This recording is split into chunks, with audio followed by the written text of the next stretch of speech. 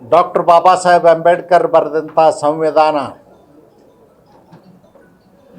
ಸಾಮಾಜಿಕ ನ್ಯಾಯಕ್ಕೆ ಒಳಪಟ್ಟಂಥ ಸಂವಿಧಾನ. ಯಾರು ಸಮಾಜದಲ್ಲಿ ಸಾವಿರ ವರ್ಷಗಳಿಂದ ಶೋಷಣೆಗೊಳಗಾಗಿದ್ದಾರೋ, ಯಾರನ್ನ ಅಸ್ಪೃಶ್ಯರು ಅಂತ ಹೊರಗಿಟ್ಟಿದ್ದೀವೋ, ಯಾರನ್ನ ಊರಿಂದ ಹೊರಗಡೆ ಇಟ್ಟಿದ್ದೀವೋ ಅಂಥ ಸಮುದಾಯಗಳಿಗೆ ಆರ್ಥಿಕವಾಗಿ, ಸಾಮಾಜಿಕವಾಗಿ, ಶೈಕ್ಷಣಿಕವಾಗಿ ಮತ್ತು ರಾಜಕೀಯವಾಗಿ ಮೇಲೆತ್ತಲಿಕ್ಕೆ ಡಾಕ್ಟರ್ ಬಾಬಾ ಸಾಹೇಬ್ ಅಂಬೇಡ್ಕರ್ ಅವರು ಮತ್ತು ಅಂದಿನ ನಮ್ಮ ಸ್ವಾತಂತ್ರ್ಯ ಸೇನಾನಿಗಳು ಮೀಸಲಾತಿ ವ್ಯವಸ್ಥೆಯನ್ನು ಜಾರಿಗೆ ತಂದರು. ಕಳೆದ 30 ವರ್ಷಗಳಿಂದ ಮಾದಿಗರು ಮತ್ತು ಅವರು ಉಪಜಾತಿಗಳವರು, ಇನ್ನೂ ಅನೇಕ ಸಮುದಾಯದವರು ನಮಗೆ ಮೀಸಲಾತಿ ಸೌಲಭ್ಯ ಸಿಗ್ತಾ ಇಲ್ಲ, ಮೀಸಲಾತಿಯಲ್ಲಿ ಒಳ ಮೀಸಲಾತಿ ಕೊಡಬೇಕು ಅಂಥೇಳಿ ಹೋರಾಟವನ್ನು ಮಾಡ್ತಾಯಿದ್ರು. ಎಸ್.ಎಂ. ಕೃಷ್ಣರವ್ರ ಸರ್ಕಾರ ಇದ್ದಾಗ ನ್ಯಾಯಮೂರ್ತಿ ಸದಾಶಿವಯ್ಯನವರು ಆಯೋಗವನ್ನು ನೇಮಿಸಿದರು. ಕಾಂಗ್ರೆಸ್ ಆಡಳಿತದಲ್ಲಿ ಅದನ್ನು ಒಪ್ಪಲಿಲ್ಲ, ಮೂಲೆಗುಂಪಾಯಿತು. ನಂತರ ಬಸವರಾಜ ಬೊಮ್ಮಾಯಿ ಅವ್ರ ಸರ್ಕಾರ ಬಂದ ಮೇಲೆ ಅತ್ಯಂತ ಸಾಮಾಜಿಕ ಕಳಕಳಿ ಕಾಳಜಿಯಿಂದ ಬಸವರಾಜ ಬೊಮ್ಮಾಯಿ ಅವರು ಜನಸಂಖ್ಯೆಗೆ ಅನುಗುಣವಾಗಿ ಮೀಸಲಾತಿ ಹೆಚ್ಚಳಾಗಬೇಕನ್ನೋದು ಮತ್ತು ಮೀಸಲಾತಿಯಲ್ಲಿ ಒಳ ಮೀಸಲಾತಿ ಆಗಬೇಕನ್ನೋ ಬೇಡಿಕೆಯನ್ನು ಮಾಧುಸ್ವಾಮಿ ಅವರು ನಮ್ಮ ಕಾನೂನು ಸಚಿವರ ಅಧ್ಯಕ್ಷತೆಯಲ್ಲಿ ಸಮಿತಿ ಮಾಡಿ ಎಲ್ಲ ವರ್ಗಗಳಿಗೆ ಒಪ್ಪಿಗೆ ಆಗೋ ರೀತಿಯಲ್ಲಿ ನಿರ್ಧಾರವನ್ನು ಕೈಗೊಂಡರು. 15 ಇದ್ದದ್ದು ಎಸ್ಸಿಗೆ 17% ಮಾಡಿದರು, 3 ಇದ್ದದ್ದನ್ನು 7%ಗೆ ಹೆಚ್ಚು ಮಾಡಿದ್ರು ಎಸ್ಟಿಗೆ, ಮತ್ತು ಅನುಷ್ಠಾನಕ್ಕೆ ತಂದರು. 2022ರಲ್ಲೇ ಮೀಸಲಾತಿ ಹೆಚ್ಚಳ ಆದೇಶವನ್ನು ಅನುಷ್ಠಾನಕ್ಕೆ ತಂದರು. ಅದರಿಂದ ಶಿಕ್ಷಣದಲ್ಲಿ, ವೈದ್ಯಕೀಯ ಕ್ಷೇತ್ರದಲ್ಲಿ, ಇಂಜಿನಿಯರಿಂಗ್ ಕ್ಷೇತ್ರದಲ್ಲಿ, ಅನೇಕ ವೃತ್ತಿಪರ ಶಿಕ್ಷಣದಲ್ಲಿ 17% ಮತ್ತು 7% ಮೀಸಲಾತಿ ಸೌಲಭ್ಯವನ್ನು ಕೊಡ್ತಕ್ಕಂಥ ಕೆಲಸ ಬೊಮ್ಮಾಯಿ ಅವ್ರ ಸರ್ಕಾರ ಮಾಡಿತು. 4 ವರ್ಷಗಳ ಕಾಲ ಮೀಸಲಾತಿ ಹೆಚ್ಚಳದ ಆದೇಶ ಜಾರಿಯಲ್ಲಿತ್ತು. ಸಿದ್ದರಾಮಯ್ಯನವ್ರ ಸರ್ಕಾರ ಅಧಿಕಾರಕ್ಕೆ ಬಂದ ಮೇಲೆ ಮೋಸದಿಂದ, ಯಾರ ಕುತಂತ್ರದಿಂದ ಗೊತ್ತಿಲ್ಲ, ಅದನ್ನು ಕೋರ್ಟಿಗೆ ಹಾಕಿಸಿ ಪಾರ್ಶಲಿ ತಡೆಯಾಜ್ಞೆಯನ್ನು ತಂದರು. ಪಾರ್ಶಲಿ ತಡೆಯಾಜ್ಞೆ ತಂದರೆ ಅದು ಫೈನಲ್ ಆಗಲಿಲ್ಲ. ಕೋರ್ಟಲ್ಲಿ ಯಾರೋ ಕೇಸ್ ಹಾಕಿದ್ರು, ದಾವೆ ಹೂಡಿದ್ರು. ಆ ದಾವೆಕ್ಕೆ ಸರ್ಕಾರದಿಂದ ಅಡ್ವೊಕೇಟ್ ಜನರಲ್ ಆಗಲಿ, ಸ್ಪೆಷಲ್ ಕೌನ್ಸಿಲನ್ನು ನೇಮಿಸಿದ್ರು ಸರ್ಕಾರ, ಅವರಾಗಲಿ ಅಥವಾ ಅಧಿಕಾರಿಗಳಾಗಲಿ ಹೈಕೋರ್ಟ್ ಮುಂದೆ ಹಾಜರಾಗಿ 4 ತಿಂಗಳ ಸರ್ಕಾರದ ಕಡೆಯಿಂದ ಯಾವುದೇ ಆಕ್ಷೇಪಣೆ ಇಲ್ಲದ್ದರಿಂದ ಪಾರ್ಶಲಿ ತಡೆಯಾಜ್ಞೆ ಬಂತು. ಸರ್ಕಾರಕ್ಕೆ ಆಸಕ್ತಿ ಇಲ್ಲ ಅನ್ನೋದನ್ನು ಸರ್ಕಾರ ನಿರ್ಲಕ್ಷ್ಯತೆಯಿಂದ ತೋರಿದ್ದರಿಂದ ಕೋರ್ಟ್ನಲ್ಲಿ ಪಾರ್ಶಲಿ, ಅದಕ್ಕೆ ಹೊಣೆಯನ್ನು ಸಿದ್ದರಾಮಯ್ಯನವ್ರ ಸರ್ಕಾರ ಹೊರಬೇಕಾಗ್ತದೆ. ದುರ್ದೈವ ಅಂದರೆ ಈ ರಾಜ್ಯದ ಸಮಾಜ ಕಲ್ಯಾಣ ಮಂತ್ರಿ ಎಸ್ಸಿ ಜನಾಂಗಕ್ಕೆ ಸೇರಿದವರು ಇದ್ದಾರೆ, ಅಸ್ಪೃಶ್ಯ ವರ್ಗಕ್ಕೆ ಸೇರಿದವರು ಇದ್ದಾರೆ. ಅವ್ರಿಗಾದರೂ ಡಾಕ್ಟರ್ ಬಾಬಾ ಸಾಹೇಬ್ ಅಂಬೇಡ್ಕರ್ ಹೇಳಿದಂಥ ಮೀಸಲಾತಿ ವ್ಯವಸ್ಥೆಯನ್ನು ಜಾರಿಗೆ ತರಲಿಕ್ಕೆ ಬದ್ಧತೆ ಇಲ್ಲ. ನಿನ್ನೆ ದಿನ ರಾಜ್ಯಪಾಲರು ಇವರು ಮಂಡಿಸಿದಂಥ ಬಿಲ್ಲನ್ನು 6 ಮಾದಿಗರು ಉಪಜಾತಿಗಳು, 6 ಚಲವಾದಿ ಉಪಜಾತಿಗಳು, 5 ಲಂಬಾಣಿ, ಬೋವಿ, ಕೊರಮ, ಕೊರ್ಚ 4 ಜಾತಿಗಳಿರಬೇಕಾದಂಥ ಜಾಗದಲ್ಲಿ 59 ಹೆಚ್ಚು ಜಾತಿಗಳನ್ನ ಸೇರಿಸಿ 5% ಮಾಡಿದ್ದೀವಿ ಅಂತೇಳಿ ತಮ್ಮ ಬೆನ್ನು ತಾವೇ ಚಪ್ಪರಿಸ್ಕೊಂಡ್ರು. ಅದಕ್ಕೆ ಲಂಬಾಣಿ ಜನಾಂಗದವ್ರು ಒಪ್ಪಲಿಲ್ಲ, ಬೋವಿ ಜನಾಂಗದವ್ರು ಒಪ್ಪಲಿಲ್ಲ, ಅಲೆಮಾರಿ ಜನಾಂಗದವ್ರು ಒಪ್ಪಲಿಲ್ಲ. ಮಾಧುಸ್ವಾಮಿ ವರದಿಯಲ್ಲಿ ಮಾದಿಗರಿಗೆ 6%, ಚಲವಾದೇವ್ರಿಗೆ 5.5%, 4.5% ಲಂಬಾಣಿ, ಬೋವಿ, ಕೊರ್ಮಾಕ್ ಪರ್ಸನ್ 4 ಜಾತಿಗೆ 4.5% ಕೊಟ್ಟಿದ್ದು. ಆದರೆ ಇವರು ಅದಕ್ಕೆ 59 ಜಾತಿಗಳನ್ನು ಸೇರಿಸಿ 63 ಜಾತಿ ಮಾಡಿ 5% ಮಾಡಿದ್ವಿ ಅಂತ ಸಿದ್ದರಾಮಯ್ಯವ್ರು ಇದು ಅದಲ್ಲ ಭಾಷೆ, ನಾವೇ ಮಾಡಿದ್ವಿ ಅಂತ. ಆ ರೀತಿ ಬಂಡತನದಿಂದ ಹೇಳ್ಕೊಂಡದ್ದು ಬಿಟ್ಟರೆ ಅದರಲ್ಲಿ ಯಾವುದೇ ಇದು ಇರಲಿಲ್ಲ. ಅವರೂ ಒಪ್ಪಲಿಲ್ಲ, ಯಾವ ಜನಾಂಗದವರು ಒಪ್ಪಲಿಲ್ಲ. ಎಲ್ಲ ಜನಾಂಗದವರ ಆಕ್ರೋಶ ಮಡಿಗಟ್ಟಿತು, ಹೆಪ್ಪುಗಟ್ಟಿದ್ದರಿಂದ ಈಗ ನಿನ್ನೆ ದಿನ ರಾಜ್ಯಪಾಲರು ಅಂಕಿತ ಹಾಕಿದ ಮೇಲೆ ಅವರೇ ಪಾಸ್ ಮಾಡಿದಂಥ ಬಿಲ್ಲನ್ನು ಕ್ಯಾಬಿನೆಟ್ನಲ್ಲಿ ಒಪ್ಪಿ ಇವತ್ತು ನೋಟಿಫಿಕೇಷನ್ ಮಾಡಬೇಕಾಗಿತ್ತು. ಇಲ್ಲ, ನಾವು ಹಳೆ ಮೀಸಲಾತಿ 15 ಮತ್ತು 3ರಂತೆ ಮಾಡ್ತೀವಿ ಅಂತ 24% ಸಿಗಬೇಕಾಗಿತ್ತು. ಇದು ದಲಿತರಿಗೆ ಮಾಡಿದಂಥ ಮೋಸ. ಇದು 7% ಕಡಿಮೆ ಮಾಡಿದ್ರು.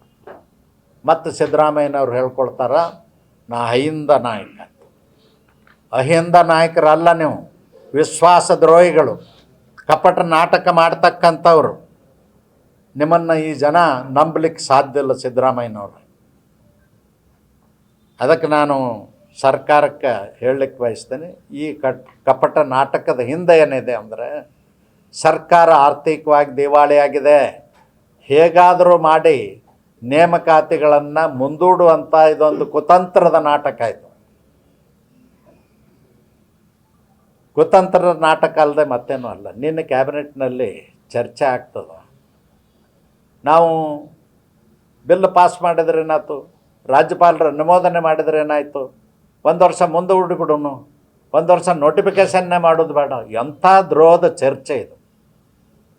ಈ ರೀತಿ ಚರ್ಚೆ ಕ್ಯಾಬಿನೆಟ್ನಲ್ಲಿ ನಡೀತದಂದ್ರೆ ಇದು ಎಂಥ ದ್ರೋಹ ಇದು.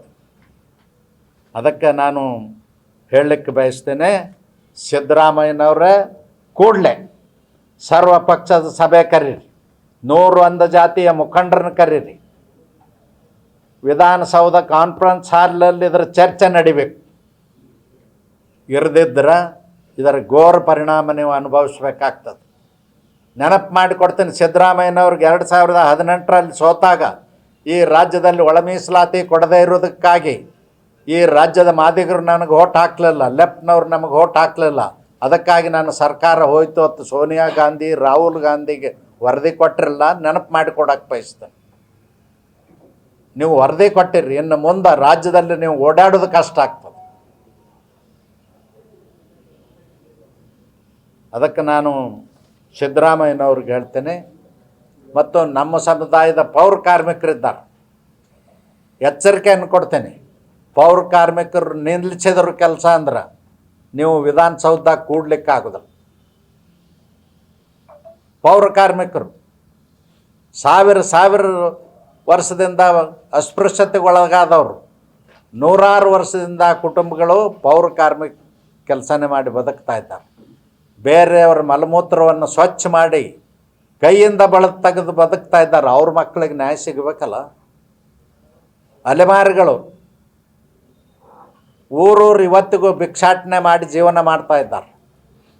ಅವ್ರಿಗೆ ಯಾವ ಊರಿನಲ್ಲಿ ವಾಸಿಸಲಿಕ್ಕೆ ಮನೆ ಮಠ ಇಲ್ಲ. ಆ ಕುಟುಂಬಕ್ಕೆ ಸಿಗಬೇಕಲ್ಲ, ಆ ಮಕ್ಕಳಿಗೆ ಸಾಮಾಜಿಕ ನ್ಯಾಯ ಸಿಗಬೇಕಲ್ಲ. ಸಾಮಾಜಿಕ ನ್ಯಾಯ ಅಂದರೆ ಮೋದಿಯವ್ರು ಕೊಟ್ಟ ಅಕ್ಕಿ ಕೊಟ್ಟು ನಾನೇ ಕೊಟ್ಟೆ ಅಂತ ಹೇಳ್ಕೊಳ್ಳೋದು ಸಾಮಾಜಿಕ ನ್ಯಾಯನ? ಇವ್ರ ದುರುದ್ದೇಶ ಏನಿದೆ ಅಂದರೆ SC/ST ಜನಾಂಗವನ್ನು ಒಡೆದಾಳು ನೀತಿ. ಒಂದೇ ಎರಡೇ ಜನಾಂಗದವರು ಏನು ಮೀಸಲಾತಿ ಸೌಲಭ್ಯವನ್ನು ಕಬಳಿಸ್ತಾ ಇದ್ದಾರ, ಅವ್ರಿಗೆ ಬೆನ್ನಿಗೆ ನಿಂತಂಥ ಸಿದ್ದರಾಮಯ್ಯನವ್ರ ಸರ್ಕಾರ ಇದು ಸಾಮಾಜಿಕ ನ್ಯಾಯದ ಸರ್ಕಾರ ಅಲ್ಲ. ಮತ್ತು 50 ಮೀಸಲಾತಿಗೆ ಈಗಾಗಲೇ ಅನೇಕ ರಾಜ್ಯಗಳಲ್ಲಿ ಕೊಟ್ಟಿದ್ದಾರೆ, ಮಾನ್ಯತೆ ಸಿಕ್ಕಿದೆ, ಹೆಚ್ಚು ಮಾಡಿದ್ದಾರೆ. ಅಲ್ಲಿ ಅವರ ಜನಸಂಖ್ಯೆಗೆ ಅನುಗುಣವಾಗಿ ಕೊಟ್ಟಿರ್ತಕ್ಕಂಥದ್ದು ಅದ. ಆ ಕೇಸ್ಗಳನ್ನು ಹೈಕೋರ್ಟ್ಗಳು ಎತ್ತಿ ಹಿಡಿದಿದ್ದಾವೆ.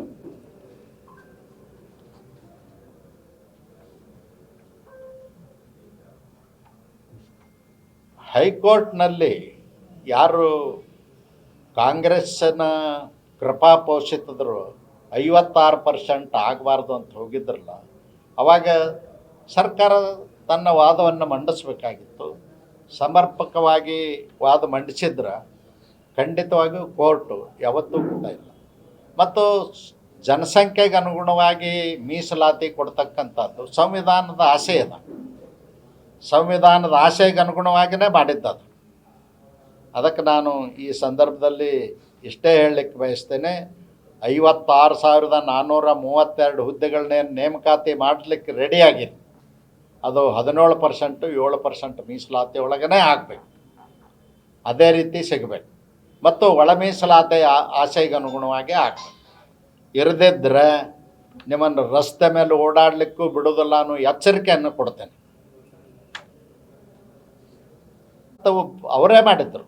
ಸದಾಶಿವ ಆಯೋಗ ಅವ್ರದ್ದೇ, ನಾಗಮೋಹನ್ ದಾಸ್ ಅವ್ರದ್ದೇ ವರದಿ ಅವ್ರದ್ದೇ. ಆಗಸ್ಟ್ 1, 2024 ಸುಪ್ರೀಂ ಕೋರ್ಟ್ ಆದೇಶ ಮಾಡಿತ್ತು, ಅದರಂತೆಯೂ ಮಾಡಲಿಲ್ಲ. ನಾಗಮೋಹನ್ ದಾಸ್ ಅವ್ರ ವರದಿ ಅಂತೂ ಮಾಡಲಿಲ್ಲ. ಮತ್ತು ನಮ್ಮ ಮಾಧುಸ್ವಾಮಿ ಅವರ ಕಮಿಟಿ ವರದಿ ಅಂತೂ ಮಾಡಲಿಲ್ಲ. ಇವರಿಗಿರುವುದು ಒಂದೇ ಕಳಕಳಿ ಕಾಳಜಿ, ಅಂದ್ರೆ ವೋಟ್ ಬ್ಯಾಂಕ್ ಮಾಡೋದು, ದಲಿತರನ್ನ ಇಬ್ಬಾಗ ಮಾಡೋದು, ಜಾತಿಗಳ ಮಧ್ಯೆ ವಿಷಬೀಜ ಬಿತ್ತಿ ಲಾಭ ಪಡ್ಕೊಳ್ತಕ್ಕಂಥ ಕೆಲಸ ಬಿಟ್ಟರೆ ಬೇರೆ ಸಿದ್ದರಾಮಯ್ಯನವ್ರ ಸರ್ಕಾರ ಏನೂ ಮಾಡಲಿಲ್ಲ. ಅದಕ್ಕೆ ಈ ಸಂದರ್ಭದಲ್ಲಿ ಮಾದಿಗ ಜನಾಂಗಕ್ಕೆ ಸೇರಿದಂಥ ಮುನಿಯಪ್ಪನವರು ಮಾದಿಗರ ಮಹಾಸಭಾ ಮಾಡಿಕೊಂಡು ಮಾದಿಗರ ನಾಯಕತ್ವ ಹೇಳ್ಕೊಳ್ತಾರೆ. ಅವ್ರಿಗೆ ಗೌರವ ಇದ್ದರೆ, ಮಾದಿಗರ ಬಗ್ಗೆ ಮತ್ತು ಇನ್ನುಳಿದಂಥ ದಲಿತ ಸಮುದಾಯದ ಬಗ್ಗೆ ಕಳಕಳಿ ಕಾಳಜಿ ಇದ್ದರೆ 5 ನಿಮಿಷವೂ ಕೂಡ ಕ್ಯಾಬಿನೆಟ್ನಲ್ಲಿರಬಾರ್ದು, ರಾಜೀನಾಮೆ ಕೊಟ್ಟು ಹೊರಗೆ ಬರಬೇಕು. ತಿಮ್ಮಾಪುರ್ ಇಲೆಕ್ಷನ್ ಟೈಮ್ದಾಗ ನನ್ನಲ್ಲಿ ಕೇಳ್ಕೊಂಡದ್ದು ವಿಡಿಯೋಗಳು ಬೇಕಾದ್ರೆ ಬಿಡುಗಡೆ ಮಾಡ್ತೀನಿ, ನೋಡಿ ಏನು ಹೇಳಿದನು. ಅವ್ರಿಗೂ ಹೇಳ್ತೇನೆ, ನಿಮಗೆ ಮಾನ ಮರ್ಯಾದೆ ಇದ್ದರೆ ಕ್ಯಾಬಿನೆಟ್ನಲ್ಲಿರಬಾರ್ದು, ರಾಜೀನಾಮೆ ಕೊಟ್ಟು ಹೊರಗೆ ಬರಬೇಕು. ನಿಮ್ಮ ಲಾಭಕ್ಕಾಗಿ, ನಿಮ್ಮ ಕುಟುಂಬದ ರಕ್ಷಣೆಗಾಗಿ ಕ್ಯಾಬಿನೆಟ್ನಲ್ಲಿ ಇರೋದಲ್ಲ, ಸಮಾಜದ ಪ್ರತಿನಿಧಿಯಾಗಿ ನಿಮ್ಮ ಜವಾಬ್ದಾರಿ ಕರ್ತವ್ಯವನ್ನು ನಿಭಾಯಿಸ್ಬೇಕು. ನಿಭಾಯಿಸದೇ ಇದ್ದರೆ ನೀವು ಸಮಾಜದ ದ್ರೋಹಿಗಳಾಗ್ತೀರಿ.